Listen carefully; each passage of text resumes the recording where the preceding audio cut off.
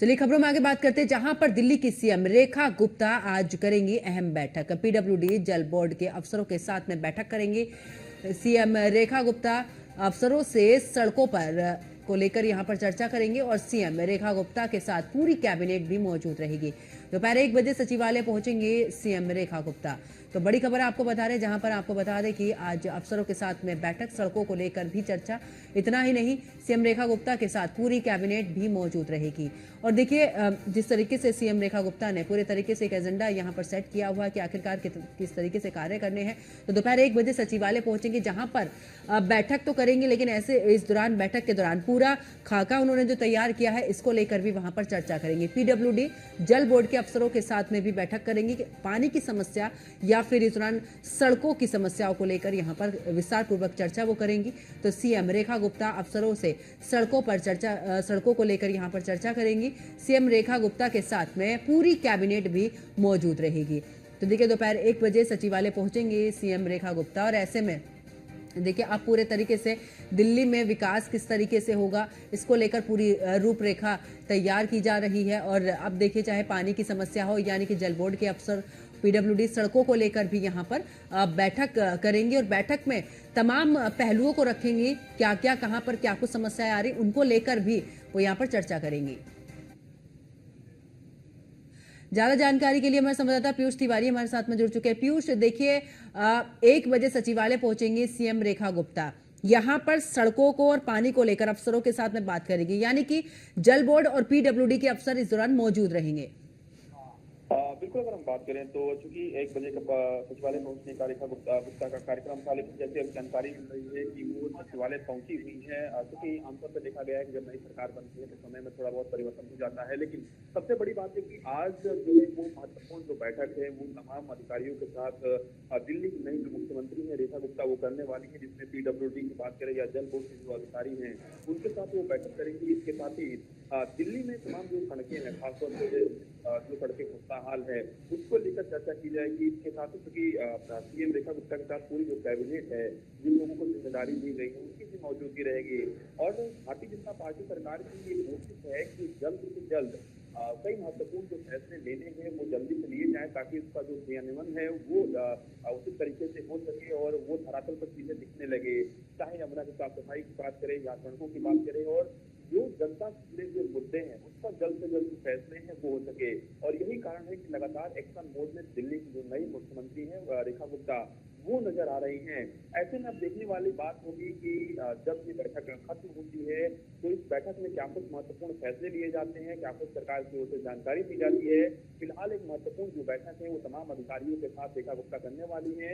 इसके साथ ही अगर हम बात करें तो आज ये भी सोशल के हवाले से जानकारी मिल रही है कि तमाम जो वरिष्ठ नेता हैं बीजेपी के, उनसे भी मुलाकात करने के लिए जो दिल्ली की नई मुख्यमंत्री है रेखा गुप्ता वो जा सकती है, जिसमें महामहिम राष्ट्रपति की बात करें या फिर उपराष्ट्रपति की बात करें, प्रधानमंत्री की बात करें और गृह मंत्री की बात करें, तो एक शिष्टाचार मुलाकात करने के लिए वो जा सकती है, समय मांगा गया है। इसके साथ ही क्योंकि लगातार अब बैठकों का दौर जारी रहेगा, चाहे सचिवालय की बात करें या फिर भारतीय जनता पार्टी के अंदर बात करें, क्योंकि जो आरोप भारतीय जनता पार्टी लगातार आम आदमी पार्टी उस समय की मौजूदा सरकार पर लगाती आई है, वो उस पर किस तरीके से भारतीय जनता पार्टी काम करेगी और भारतीय जनता पार्टी बेहतर काम किस तरीके से करेगी, इसकी एक रूपरेखा भी तैयार की जाएगी।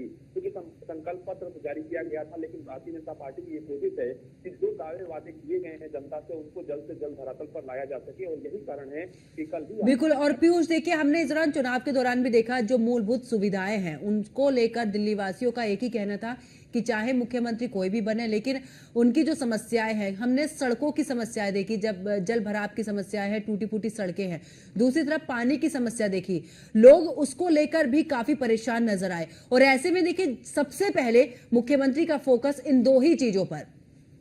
बिल्कुल, अगर हम बात करें तो दिल्ली में जो प्रमुख समस्याएं हैं वो सबसे ज्यादा यही समस्या है, चाहे वो पोल्यूशन की बात करें या फिर पानी की समस्या की बात करें, नासिक समस्या की बात करें, बल्कि पानी जो है वो गंदा किस तरीके से हो रहा था और यमुना नदी किस तरीके से गंदी हो गई है, उसको किस तरीके से साफ करना है। और आप देखिए कि जब से भारतीय जनता पार्टी जीतती है, अभी सरकार का गठन भी नहीं हुआ था, उससे पहले ही करीब 4 से 5 जो मशीनें हैं वो यमुना नदी में लगातार काम कर रही है और साफ सफाई का काम जारी है। कल भी आपने देखा कि मुख्यमंत्री के तौर पर शपथ लेने के बाद किस तरीके से रेखा गुप्ता और उनके पूरी कैबिनेट जो है वो यमुना घाट वासुदेव घाट जाती है और वहां पर एक भव्य जो आरती है उसका आयोजन होता है। और इस दौरान साफ सफाई का भी काम चल रहा था। आगे आपने ये भी देखा कि एक तरफ आरती हो रही है और दूसरी तरफ साफ सफाई का यमुना का काम चल रहा है। तो पूरी तरीके से एक्शन मोड में भारतीय जनता पार्टी की सरकार है और खासतौर पे रेखा गुप्ता है, क्योंकि नई जिम्मेदारी उन्हें मिली है, कई महत्वपूर्ण पदों पर वो रह चुकी हैं और ऐसे में एक महिला के तौर पर कहीं न कहीं उनके सामने कई चुनौतियां भी हैं, क्योंकि अब चाहे वो आम आदमी पार्टी की बात करें, कांग्रेस की बात करें, लगातार विपक्ष की ओर से कई हमले जुबानी रूप से किए जा रहे हैं। खासतौर पर उन संकल्प पत्र के वादों को याद दिलाया जा रहा है। लेकिन भारतीय जनता पार्टी जिस तरीके से भारतीय जनता पार्टी के काम करने का तौर तरीका है, बीजेपी जब भी संकल्प पत्र या घोषणा पत्र जारी करती है तो वही संकल्प पत्र और घोषणा पत्र उसमें जिक्र होता है जो वादे भारतीय जनता पार्टी निभा सके। बिल्कुल। वाली बात क्या दिल्ली में रेखा गुप्ता दिल्ली में कितनी विकास की रेखा खींच पाती हैं, कितने हद तक जो संकल्प पत्र के वादे हैं उसको पूरा कर पाती हैं और खासतौर पे कितना पहले कर पाती हैं इन संकल्प पत्र के वादों को पूरा, तो सबकी निगाह इस पर टिकी हुई है। लेकिन एक महत्वपूर्ण जो बैठक है वो कहीं न कहीं तमाम अधिकारियों के साथ रेखा गुप्ता की होने जा रही है और कई महत्वपूर्ण जो फैसले हैं बिल्कुल इस दौरान लिए जा बिल्कुल पीयूष हमारे साथ बने रहिए। पीयूष, आगे भी आपसे अपडेट लेंगे। तो फिलहाल देखिए, पीडब्ल्यूडी जल बोर्ड के अफसरों के साथ में मुख्यमंत्री रेखा गुप्ता आज बैठक करेंगी। और अब खबरों में बात करते हैं, जहां पर दिल्ली हाईकोर्ट को आज मिले हैं 2 नए जज, जिसमें से दिल्ली हाईकोर्ट के जज के रूप में ली है शपथ न्यायिक अधिकारी रेणु भटनागर ने ली है शपथ, और वहीं रजनीश गुप्ता ने भी हाईकोर्ट जज के रूप में शपथ ली है। तो चीफ जस्टिस DK उपाध्याय ने यहां पर शपथ दिलाई है, जहां पर दिल्ली हाईकोर्ट में अब जजों की संख्या हुई है 41। तो बड़ी खबर आपको बता रहे हैं, जहां पर हाईकोर्ट को 2 जज और मिले हैं। रजनीश गुप्ता ने भी हाईकोर्ट जज के रूप में शपथ ली है। अब अगर हाईकोर्ट में जजों की गिनती की बात करें तो अब वो 41 हो चुकी है। तो चीफ जस्टिस DK उपाध्याय ने शपथ दिलाई है। तो दिल्ली हाईकोर्ट में अब जजों की संख्या 41 हो चुकी है। और ज्यादा जानकारी के लिए हमारे संवाददाता पीयूष हमारे साथ में लगातार बने हैं। पीयूष, दिल्ली हाईकोर्ट को 2 जज और मिले हैं और ऐसे में देखिए शपथ दिलाई गई, कुल मिलाकर अब संख्या जो है वो 41 हो चुकी है।